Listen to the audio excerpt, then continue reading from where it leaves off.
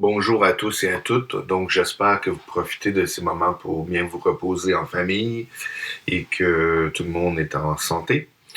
Donc, bienvenue à cette première activité pédagogique en ligne pour ce qui est du cours d'art plastique au premier cycle. Donc, dans ce cas-ci, pour cette première activité, ça va être une appréciation d'une œuvre artistique. Donc, d'abord et avant tout, pour ce qui est des activités en ligne, au cours des prochaines semaines, il va y avoir une activité hebdomadaire, donc une fois par semaine, qui va être proposée dans le cadre du cours d'art plastique. Ces activités ne seront pas pour l'instant évaluées. Par contre, elles pourront servir à remplacer certaines évaluations, comme le travail d'appréciation de l'étape, par exemple, comme le cas échéant, et les projets personnels qui valent des points bonus. Et ce, dans le cadre d'un retour en classe en mai, bien sûr. Ces activités demeurent donc volontaires, mais suggérées dans le cadre d'une progression normale des acquis en art plastique. Il est évident aussi qu'il y a la question du matériel qui est importante. Certaines activités ne pourront pas donc être réalisées par plusieurs élèves, faute de matériel. Vous pouvez évidemment sauter ces activités à ce moment-là.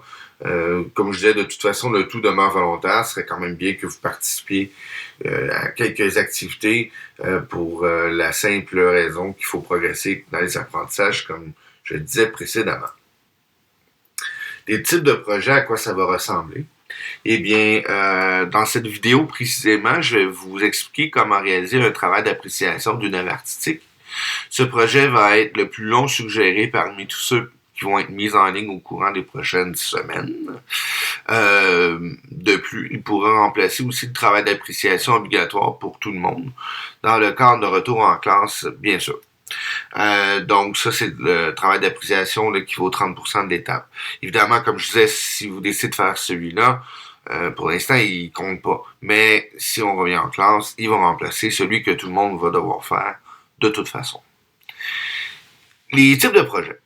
Les autres activités vont principalement consister en des petits tutoriels afin, dans le fond, d'expliquer, de réaliser différentes techniques de création, surtout en dessin, moi-même personnellement étant beaucoup plus à l'aise dans cette forme d'art, et aussi parce que, à part des crayons de couleur et quelques feuilles blanches, j'ai pas grand-chose moi-même. Évidemment, comme je le disais, le tout demeure volontaire. C'est des petites activités de création qui vont pouvoir servir de point boni si des fois vous les réalisez et qu'on retourne en classe. Par contre, ces projets doivent quand même être mis. Précisément sous forme de message dans le portail, ça peut être tout simplement une photo prise et mis en pièce jointe. À ce moment-là, je vais pouvoir juste valider. Sinon, je peux pas comptabiliser, même si c'est pas pour l'instant effectuer cette comptabilisation-là, je peux pas le prendre en note. Donc, l'appréciation d'une œuvre artistique, c'est ce que vous allez apprendre à faire, dans le fond, aujourd'hui dans cette vidéo.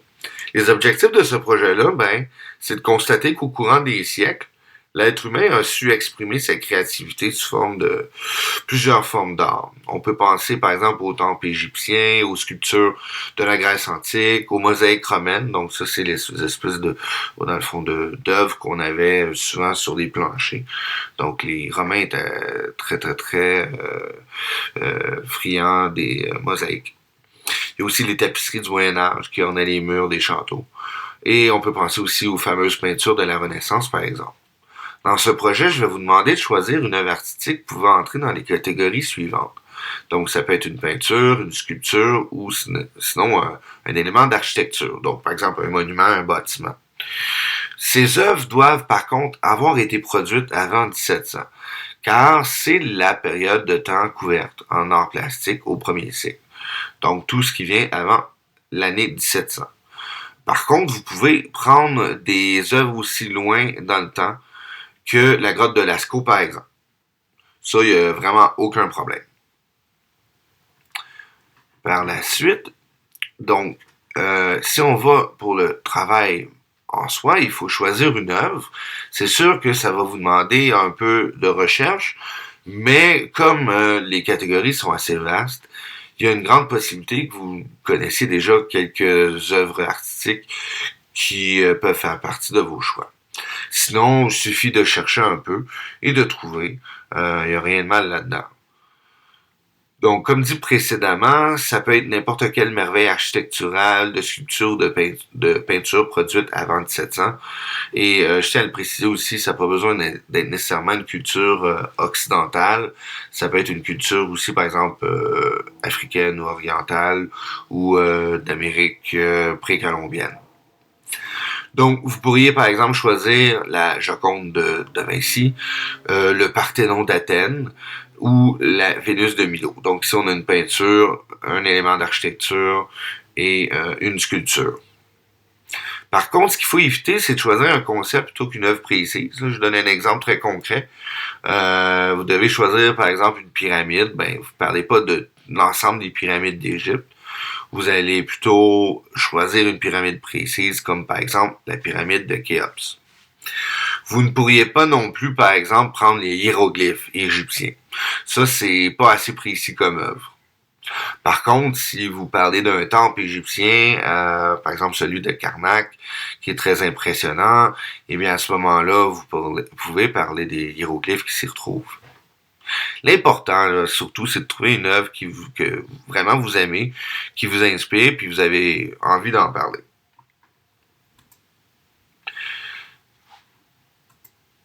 Donc, dans le fond, une fois que vous avez choisi votre œuvre, ben, vous pouvez passer au projet en soi.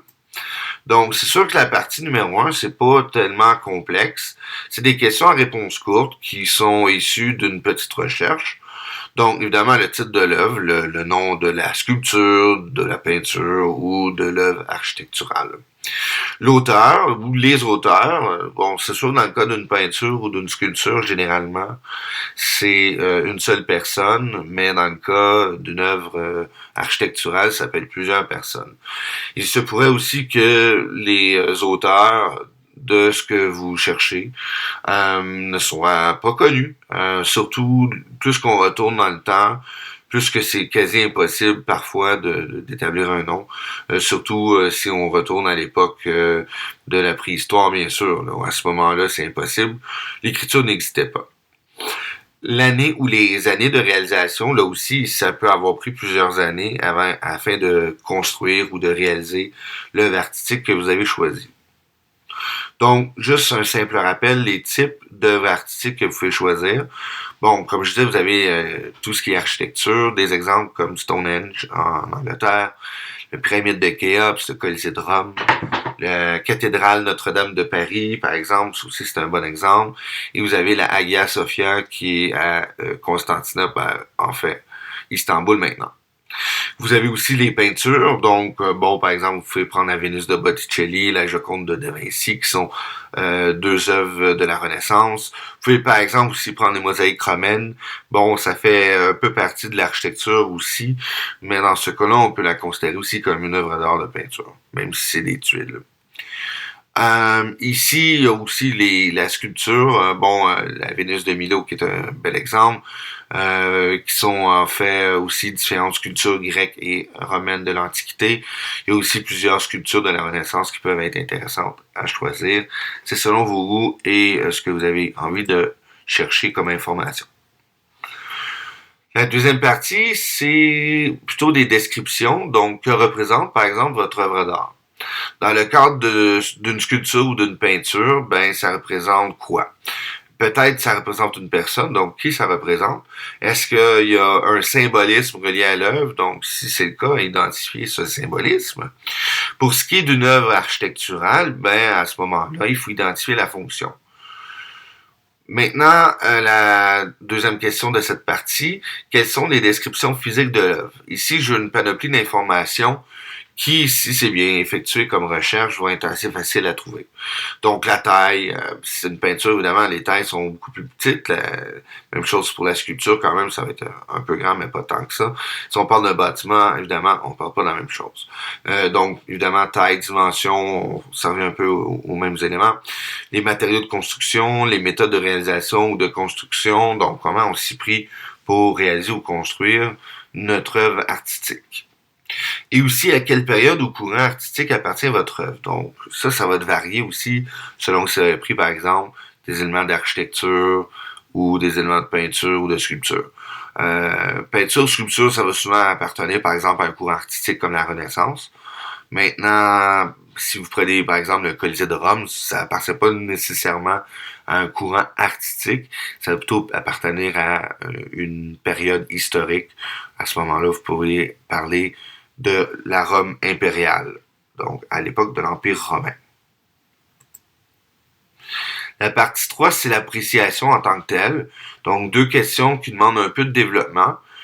Pour chacune des réponses, je vous demande deux raisons.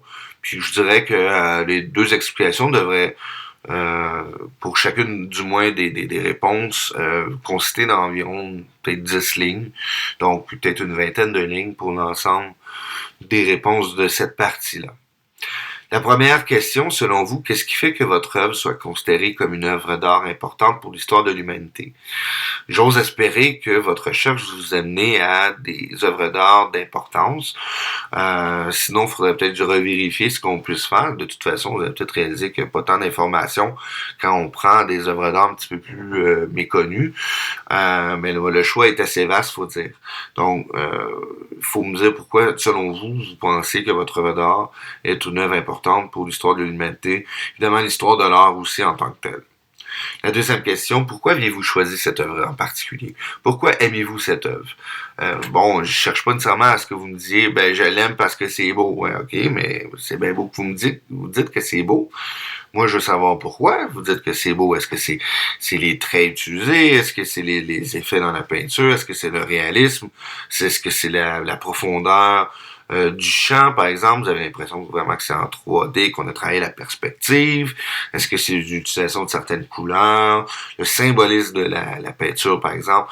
Au niveau de l'architecture, ça peut être la beauté du monument, les petits détails au niveau architecturaux, c'est peut-être la sculpture en tant que telle, le réalisme de la sculpture, les mouvements, la fluidité, donc un paquet d'éléments que vous pouvez dire par rapport à votre choix qui va vous permettre de répondre adéquatement à ces réponses-là. Modalité de remise, eh bien, j'aimerais ça que ça soit remis pas mal au plus tard, là, le 5 mai 2020. Comme je vous disais, ça demeure volontaire, mais en même temps, ça peut vous éviter beaucoup de troubles. Et dans le pire des cas, si vous le faites, eh bien, vous avez enrichi votre connaissance personnelle avec un travail qui est en soi pas tellement longtemps, considérant que on est en vacances forcées. Et comment je remets le tout? Pour l'instant, la méthode suggérée, c'est via le portail dans un message. Plusieurs façons, vous pourriez carrément copier-coller vos réponses dans un message. Ce serait long, mais moi, à ce moment-là, je peux copier-coller dans un document Word et l'archiver.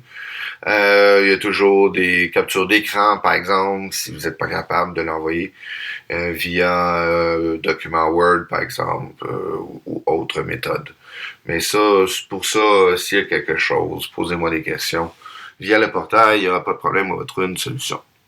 Sinon, sur ce, je vous souhaite une bonne semaine, un bon repos à tous et surtout santé. Et amusez-vous malgré tout. Au revoir.